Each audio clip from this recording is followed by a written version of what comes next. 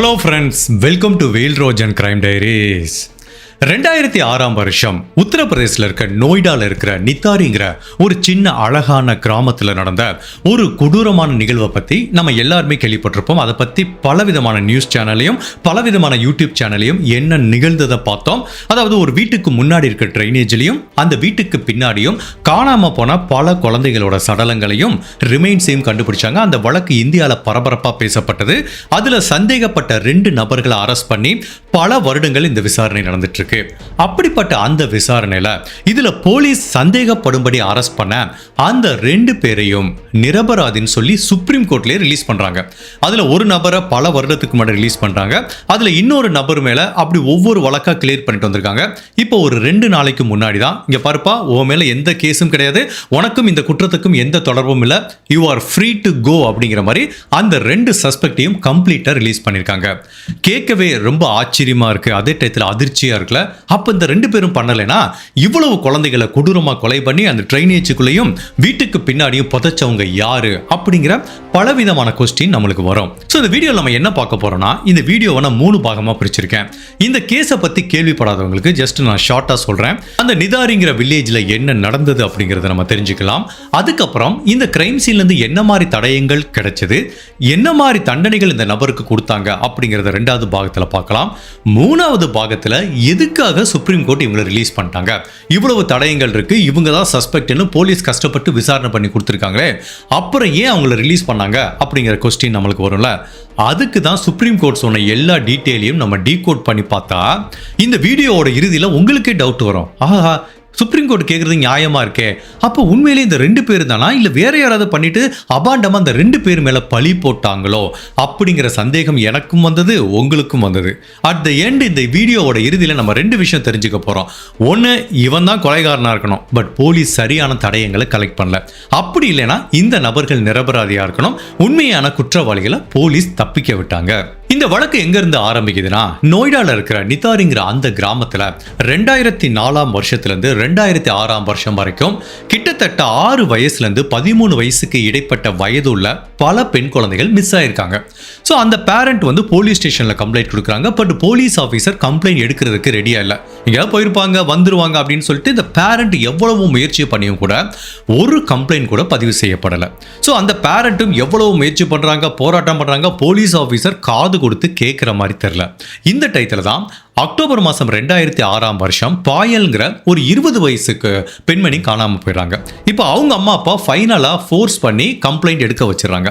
இப்போ போலீஸும் வேற வழி இல்லாமல் அந்த 20 வயசு பெண்ணை காணோன்னு கம்ப்ளைண்ட் பதிவு பண்ணி தேட ஆரம்பிக்கிறாங்க. இந்த டயத்தில் தான் டிசம்பர் மாதம் 2006 வருஷம் அந்த நிகாரிங்கிற ஊரில் இருக்கிற D5 அப்படிங்கிற வீட்டோட வாசலுக்கு முன்னாடி ஒரு ட்ரைனேஜ் இருக்கு.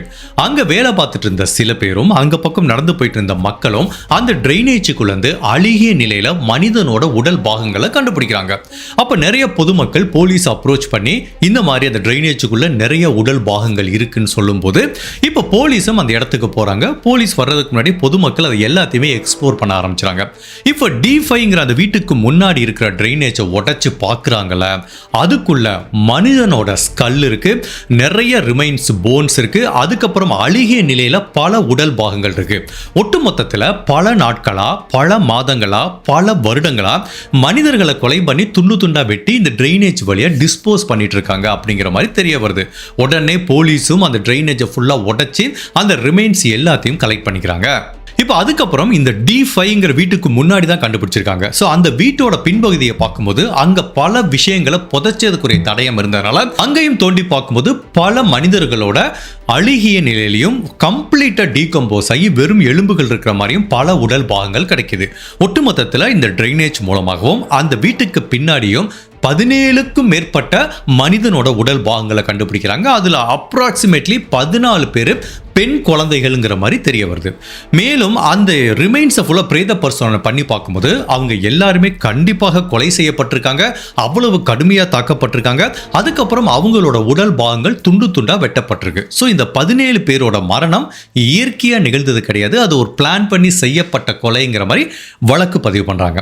அப்போ ஒரு வீட்டுக்கு முன்னாடியும் இந்த மாதிரி ரிமைன்ஸ் கண்டுபிடிக்கிறாங்க, பின்னாடியும் கண்டுபிடிக்கிறாங்க. ஆட்டோமேட்டிக்கா அந்த வீட்டோட ஓனர் மேல தான் போலீஸுக்கு சந்தேகம் வருது. ஸோ அந்த வீட்டோட ஓனர் பேரு மொனிந்தர் சிங். ஃபர்ஸ்ட் அவரை சந்தேகத்தின் அடிப்படையில் அரெஸ்ட் பண்றாங்க. அதுக்கப்புறம் அவரோட உதவியால் அந்த வீட்டில் ஃபுல் இன்சார்ஜ் வேலைக்காரர் இருக்கிற சுரேந்திர கோலிங்கிற அந்த நபரையும் அரெஸ்ட் பண்ணி சந்தேகத்தின் அடிப்படையில் அரெஸ்ட் பண்ணி விசாரணைக்காக போலீஸ் ஸ்டேஷனுக்கு வர சொல்றாங்க. ஸோ டிசம்பர் மாதம் 2006 இந்த 2 பேத்தையும் அரெஸ்ட் பண்றாங்க. ஸோ பல மாதங்கள் இவங்களை வச்சு விசாரணை பண்ணுறாங்க. அவங்க இனிஷியலாக இந்த தவறை ஒத்துக்கிறதுக்கு ரெடியாக இல்லை.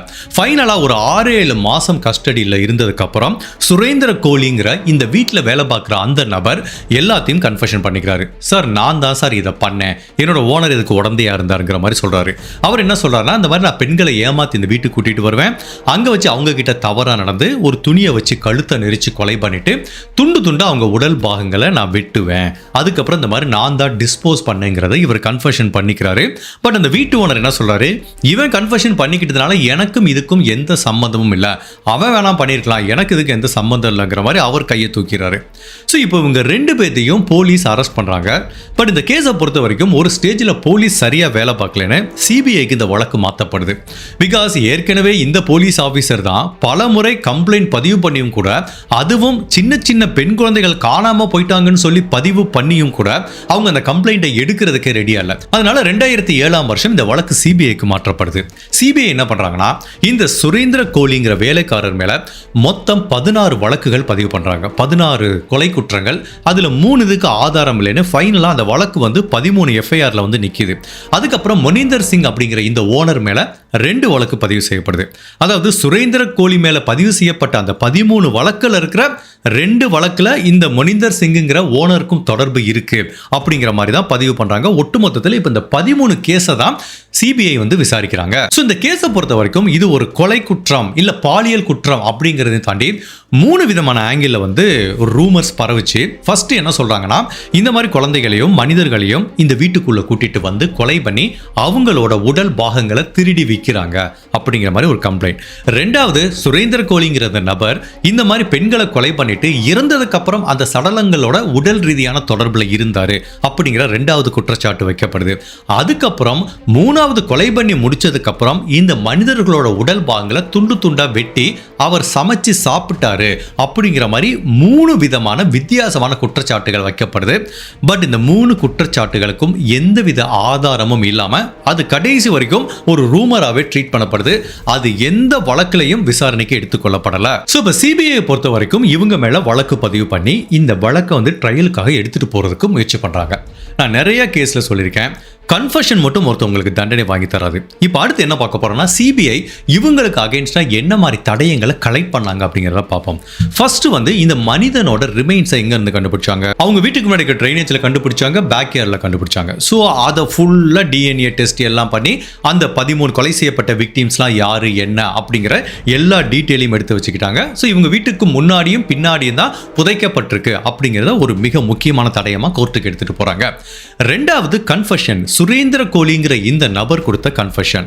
கடைசி வரைக்கும் அந்த வீட்டு ஓனர் எதுவுமே கன்ஃபெஷன் கொடுக்கல. அவர் குற்றத்தை டினை பண்ணிட்டே தான் இருக்காரு.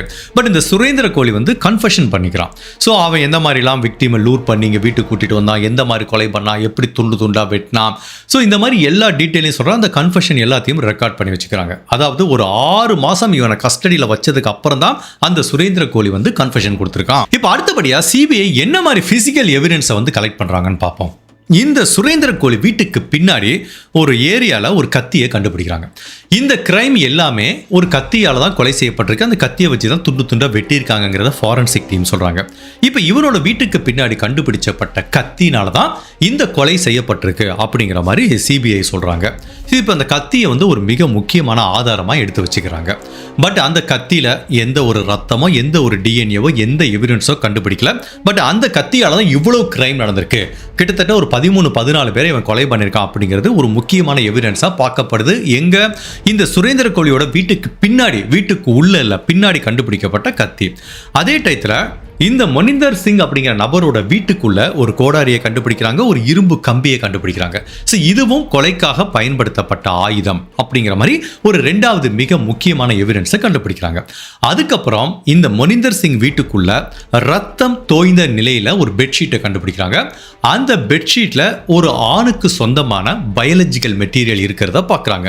ரத்தமும் இருக்கு, பயாலஜிக்கல் மெட்டீரியலும் இருக்கு. ஸோ இந்த இடத்துல ஒரு பாலியல் வன்புணர்வு நடந்திருக்கு. அதுக்கப்புறம் அந்த பெண்களை இந்த பெட்ஷீட்ல வச்சுதான் கொலை பண்ணிருக்காங்க அப்படிங்கிற மாதிரி அதையும் ஒரு மிக முக்கியமான ஆதாரமா எடுத்துக்கிறாங்க. அதுக்கப்புறம் நான் ஏற்கனவே சொன்ன மாதிரி இந்த மாதிரி உடல் உறுப்புகளை கடத்துறது, அதுக்கப்புறம் அந்த உடல்களை சமைச்சு சாப்பிட்டது, இந்த மாதிரி வெளியில வர ரூமர்ஸ் எல்லாத்தையும் எடுத்துட்டு போறாங்க. பட் அதை வந்து ஒரு தடயமா சிபிஐயால கொண்டு வர முடியல. ஸோ அவங்கள பொறுத்த வரைக்கும் கன்ஃபஷன், இப்போ அவங்க கலெக்ட் பண்ணி வச்சுக்கிட்ட 2-3 தடயங்கள், இதை வச்சுதான் இந்த கேஸை வந்து ட்ரையலுக்கு எடுத்துட்டு போறாங்க. இந்த வழக்கோட விசாரணை ஃபர்ஸ்ட் எங்க ஸ்டார்ட் ஆகுதுன்னா 2009 வருஷம் காசியாபாத்ல இருக்கிற ஒரு ஸ்பெஷல் கோர்ட்ல ஸ்டார்ட் ஆகுது.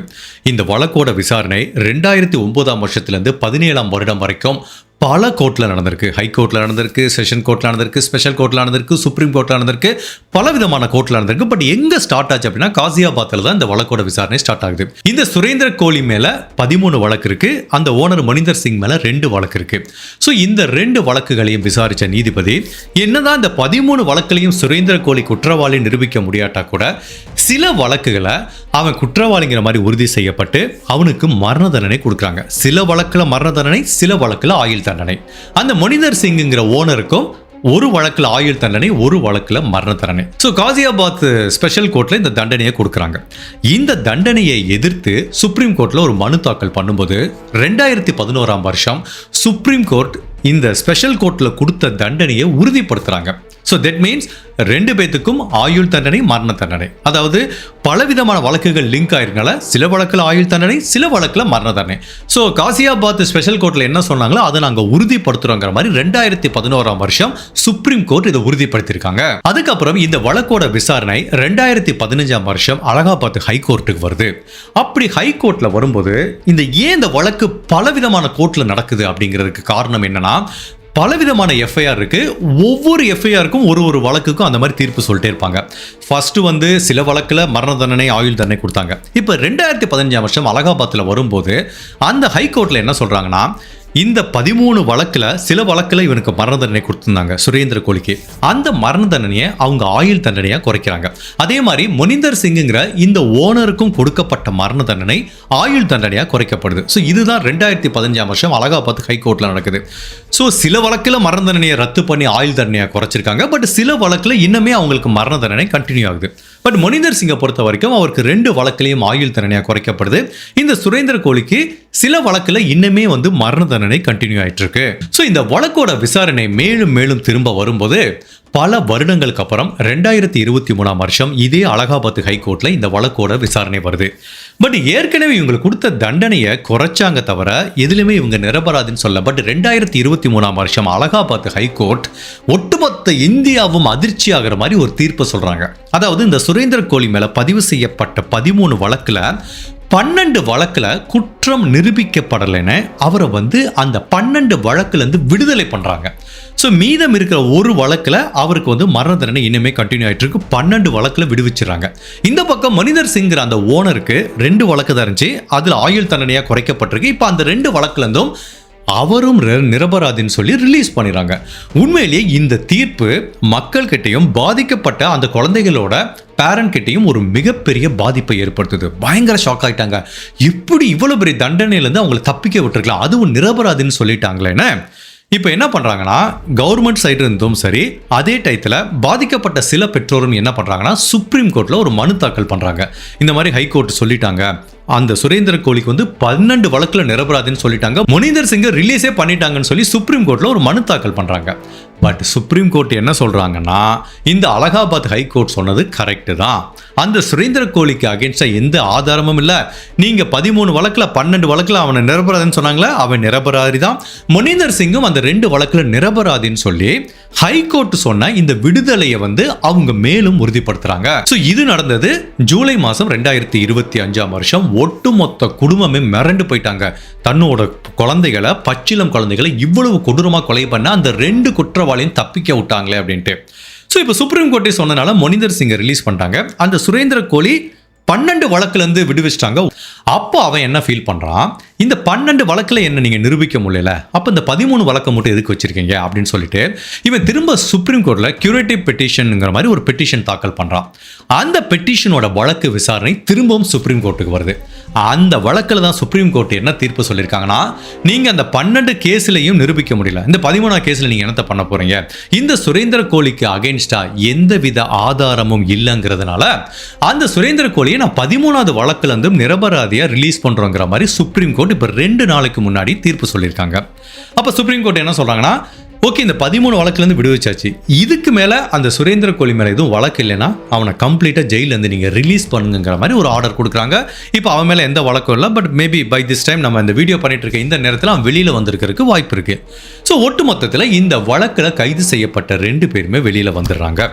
இப்போ நம்ம எல்லாத்துக்கும் ஒரு டவுட் இருக்கும், என்ன பாஸ் ஒரு 15 பேரை கொலை பண்ணிட்டாங்க, வீட்டுக்கு முன்னாடியும் இப்படி கண்டுபிடிச்சிருக்காங்க, வீட்டுக்கு பின்னாடியும் கண்டுபிடிச்சிருக்காங்க, அவன் கன்ஃபெஷன் கொடுத்துருக்கான், எப்படி அவங்கள ரிலீஸ் பண்ணலாம் அப்படின்னு நம்ம நினைச்சோம் அப்படின்னா, நம்ம பொதுமக்கள் வெளியில ஒரு எமோஷனலாக தான் பார்க்குறோம். இப்படி கொலை பண்ணிட்டாங்களே, அவங்கள போய் இப்படி தண்டனை கொடுத்துருக்கலாம், தூக்கில் போட்டிருக்கலாம்னு தோணும். பட் சட்டம் எப்படி ஒர்க் ஆகும் அப்படின்னா, தடயங்கள் இருந்தால் மட்டும்தான் ஒர்க் ஆகும். ஸோ இந்த மாதிரி நீதித்துறை எப்படின்னா ஒரு இயந்திர மாதிரி, சரியான ஆதாரங்களை கொடுத்தா தண்டனை கொடுப்பாங்க, ஆதாரம் இல்லைன்னா அவர் ரிலீஸ் பண்ணிடுவாங்க. அப்போ நம்ம கேட்கலாம், சிபிஐ எவ்வளவு ஆதாரங்களை கலெக்ட் பண்ணாங்க, இப்படியும் அவங்களுக்கு ரிலீஸ் பண்ணலான்னு கேட்டால், இப்போ நம்ம அடுத்து அதை தான் பார்க்க போகிறோம். என்ன காரணத்துக்காண்டி சுப்ரீம் கோர்ட் அவங்கள ரிலீஸ் பண்ணாங்க, இந்த சிபிஐயாலையும் போலீஸாலையும் எதை கோர்ட்டில் நிரூபிக்க முடியல, அவங்க எங்க ஃபெயிலியர் ஆனாங்க, என்ன மாதிரி தடயங்கள் மிஸ் ஆச்சு, ஏன் இந்த நபர்களுக்கு தண்டனை வாங்கி தர முடியல அப்படிங்கிறதா இப்போ நம்ம பார்க்க போகிறோம். அதை பார்த்து முடிக்க விட்டு உங்களுக்கே மனசில் ஒரு சின்ன சந்தேகம் வரும், உண்மையிலேயே சுரேந்திர கோலி தான் இதை பண்ணானா இல்லை உண்மையான குற்றவாளிகளை தப்பிக்க விட்டாங்களான்னு. அப்படி சுப்ரீம் கோர்ட் எதுக்காக இந்த சுரேந்திர கோலியை ரிலீஸ் பண்ணாங்கிறத நம்ம தெரிஞ்சுக்கிறதுக்கு முன்னாடி உங்கள் டைம் 2 செகண்ட்ஸ் எனக்காக ஸ்பெண்ட் பண்ணி என்னோட வீடியோஸ் உங்களுக்கு பிடிச்சிருந்துச்சுன்னா லைக் பண்ணிட்டு கமெண்ட் பண்ணுங்க. இன்கேஸ் என்னோட சேனலை இது வரைக்கும் நீங்கள் சப்ஸ்கிரைப் பண்ணாமல் பார்த்தீங்கன்னா மறக்காம சப்ஸ்கிரைப் பண்ணி என்ன சப்போர்ட் பண்ணுங்க. ஓகே, ஃபர்ஸ்ட் சுப்ரீம் கோர்ட் கேட்குற கொஸ்டின் என்ன அப்படின்னா, கன்ஃபெஷன் வந்து நீங்க சுரேந்திர கோலி கொடுத்த கன்ஃபெஷன் வந்து வேலிடா எங்களுக்கு தெரியலங்கிறாங்க. ஜென்ரலாக அந்த கன்ஃபெஷன் வந்து எடுத்தீங்கன்னா, ஒருத்தனை சஸ்பெக்டை அரெஸ்ட் பண்ணும்போது அவங்கள அரெஸ்ட் பண்ண கொஞ்ச நாளைக்குள்ள அந்த கன்ஃபெஷன் கொடுத்துட்டா பரவாயில்ல. இந்த சுரேந்திர கோலியை அரெஸ்ட் பண்ணதுக்கு அப்புறம் 6 மாதம் கழிச்சு தான் அவன் கன்ஃபெஷன் கொடுத்துருக்கான். இந்த 6 மாதங்கள் அவன் போலீஸ் கஸ்டடியில் இருந்திருக்கான். ஸோ இந்த கன்ஃபெஷன் கொடுக்கும்போது அவனோட உடம்புல பல இடங்கள்ல காயம் இருந்ததுனால போலீஸ் மிரட்டி இந்த கன்ஃபெஷனை வாங்கிருக்கு வாய்ப்பு இருக்கு. ஸோ 60 நாள் உங்க கஸ்டடியில் இருந்திருக்கான், அடின்னு அடிச்சு அதுக்கப்புறம் கன்ஃபெஷன் வாங்கியிருக்கீங்க.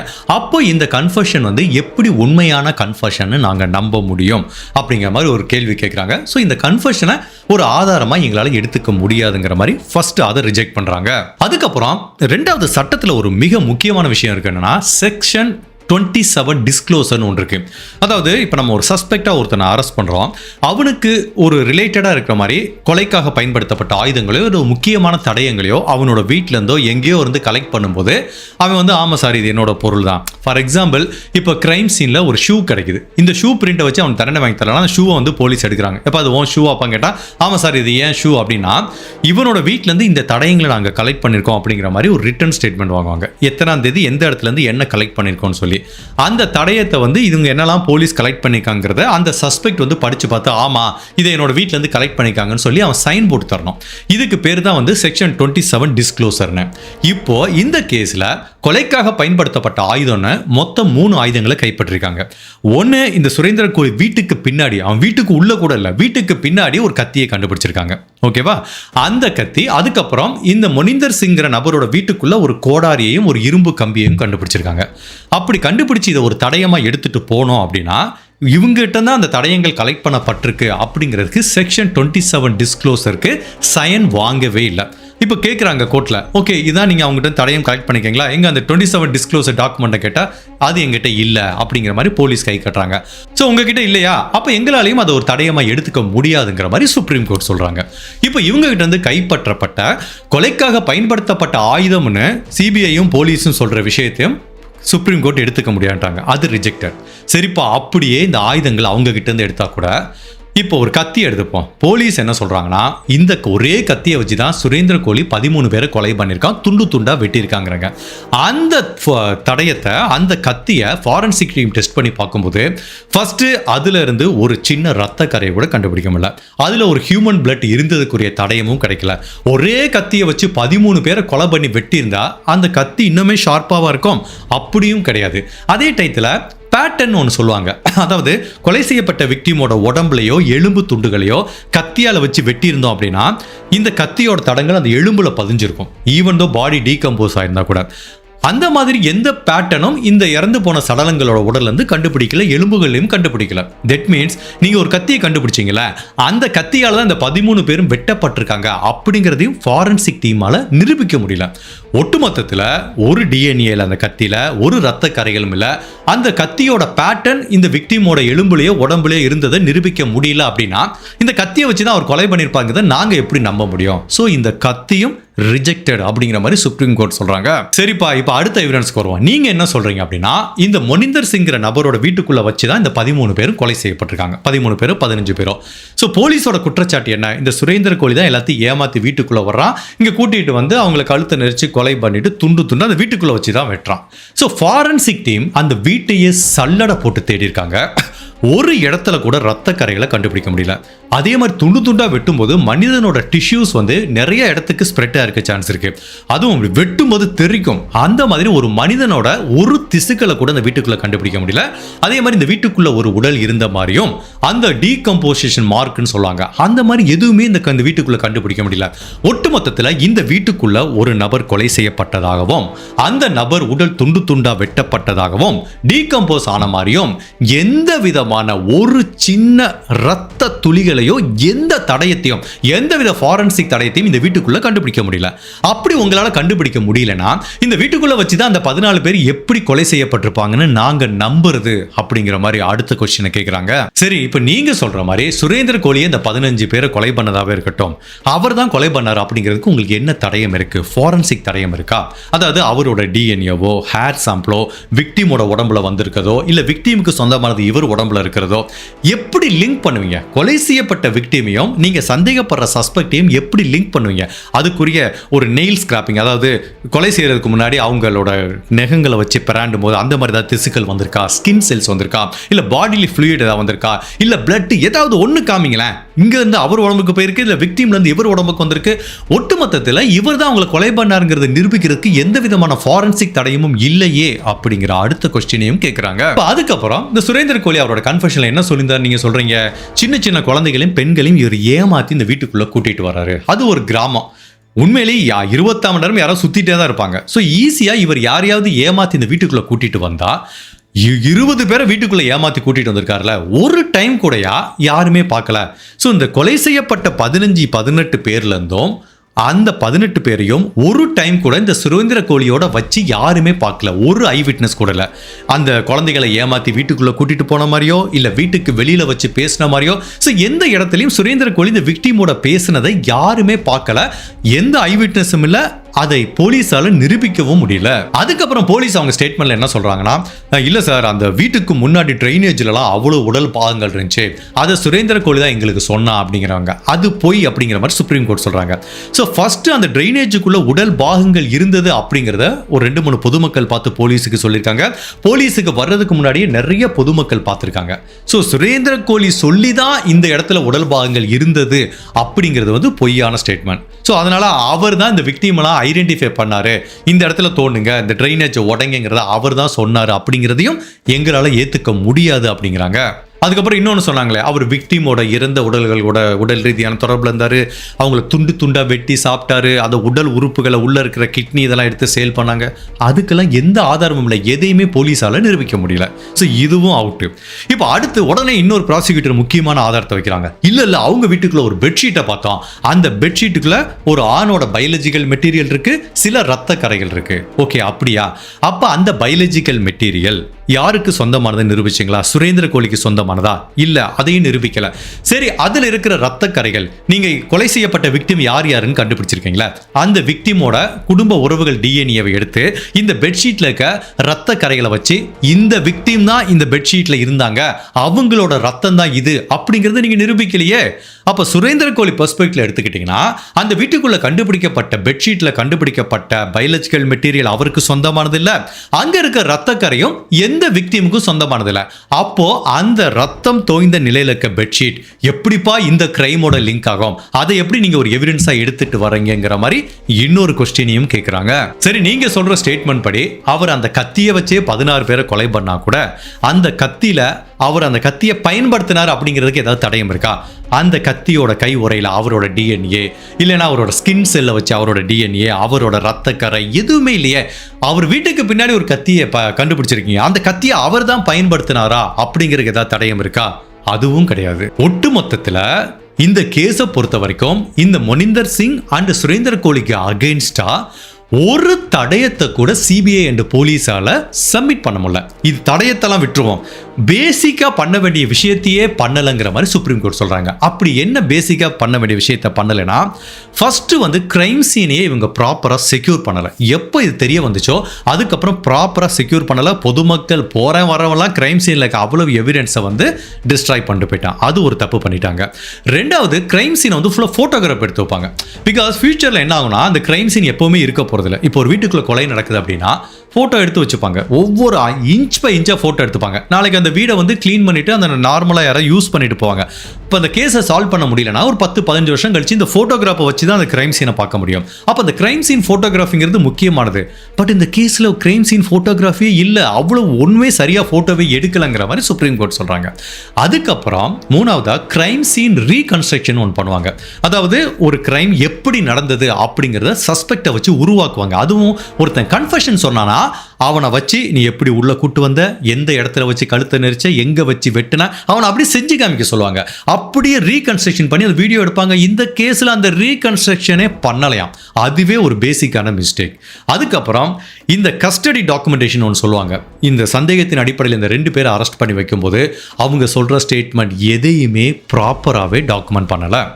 அதுக்கப்புறம் பார்த்தீங்கன்னா இந்த கேஸில் மிகப்பெரிய வீக் லிங்காக பார்க்கப்படுறது, சிபிஐயும் போலீஸும் என்ன அசியூம் பண்ணிக்கிட்டாங்க, சுரேந்திர கோலி கன்ஃபெஷன் கொடுத்துட்டான்ல, ஸோ அதனால என்ன, ஏதோ கன்ஃபெஷன் கொடுத்தான், வீட்டுக்கு பின்னாடி ஒரு கத்தியை கண்டுபிடிச்சான், அதனால அவன் தான்ப்பா கொலை பண்ணியிருப்பான் அப்படிங்கிற மாதிரி அவன் கொடுத்த கன்ஃபெஷனை தான் 99% வந்து போலீஸும் சிபிஐயும் நம்பி இருந்தாங்க. அதுதான் இந்த வழக்கில் ஒரு மிகப்பெரிய வீக் லிங்காக பார்க்கப்படுதுங்கிறாங்க.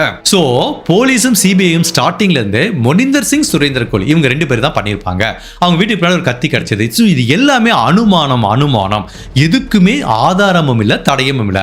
அப்ப என்ன ஆகும், போலீஸ் ஒருத்தனை சஸ்பெக்ட்னு அவன் பின்னாடியே ஃபோக்கஸ் பண்றாங்க, அவனை சுத்தி எப்படி தடயங்களை சேகரிக்கணும் அப்படிங்கிற மாதிரி தான் முயற்சி பண்றாங்க. அப்போ என்ன பண்றாங்க, உண்மையான குற்றவாளியை தப்பிக்க விட்டாங்க. வேற சஸ்பெக்டை விசாரிச்சிருக்கணுமா இல்லையா? அப்ப இவங்க 2 பேர் மேலே ஃபோக்கஸ் பண்ணதுனால உண்மையான குற்றவாளியை கண்டுபிடிக்க தவறிட்டாங்க அப்படிங்கிற மாதிரி தான் சுப்ரீம் கோர்ட் சொல்றாங்க. ஃபைனலா சுப்ரீம் கோர்ட் நெத்தியில் அடிச்ச மாதிரி ஒரு விஷயம் என்ன சொல்றாங்கன்னா, இந்த சுரேந்திர கோலி மேல 13 வழக்கு பதிவு பண்றீங்க. 13 வழக்குலையும் ஒரே விதமான எவிடன்ஸ் எடுத்துட்டு வரீங்க. இதே கத்தி பயன்படுத்தியிருக்கான், இதே மாதிரி கன்ஃபெஷன் கொடுத்துருக்காங்க. 12 வழக்கில் நிரபராதுன்னு ரிலீஸ் பண்ணிட்டாங்க. அப்போ இதே எவிடன்ஸை வச்சு எப்படி 13வது வழக்கில் அவனுக்கு தண்டனை தர முடியும்? அதனால தான் ரிலீஸ் பண்ணிட்டாங்க. ஸோ 13 வெவ்வேறு விதமான வழக்கு இருக்கும்போது அவன் ஒவ்வொரு பெண்களையும் ஒரு மாதிரி கூட்டிட்டு வந்திருப்பான், ஒரு மாதிரி கொலை பண்ணியிருப்பான், ஒரு மாதிரி டிஸ்போஸ் பண்ணியிருப்பான். அவன் ஒவ்வொரு வழக்குக்கும் ஒரு தடயங்கள் கொடுக்கணுமா இல்லையா? அப்போ இவங்க பண்ண விஷயம்னா 13 வழக்குக்கும் ஒரே கத்தி, அந்த கத்தியும் ஃபாரன்சிக்கா நிரூபிக்க முடியல, அந்த 13 வழக்குக்கும் இவங்க கொடுத்த கன்ஃபெஷன், இதுதான் அவனை நாங்க ரிலீஸ் பண்றதுக்கு மெயின் காரணங்கிற மாதிரி சுப்ரீம் கோர்ட் சொல்றாங்க.